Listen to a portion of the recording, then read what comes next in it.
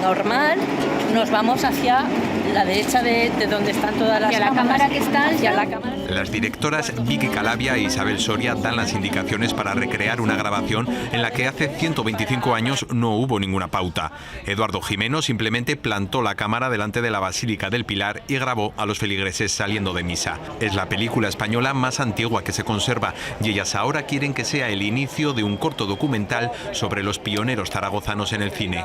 Vamos a hablar de los Gimeno, vamos a hablar de Tramullas, vamos a hablar de Coine, vamos a hablar de todo ese comienzo, ¿no?, de esos pioneros y un poco hacer también un repaso de los grandes nombres de nuestro cine.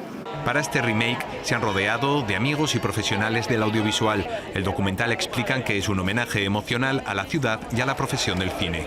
Y sobre todo un poco a nuestras familias y a aquellos primeros zaragozanos que ya caminaron delante de las cámaras del señor Gimeno, que yo cuando pienso que a veces pues podría haber algún abuelo mío o algún bisabuelo, pues la verdad es que me emociono, ¿no? Lejos queda la manivela que Gimeno hizo girar para filmar poco más de 12 metros de película. Entonces la cámara era una extraña presencia, hoy va con nosotros a todas partes. El documental se estrenará en noviembre de 2025.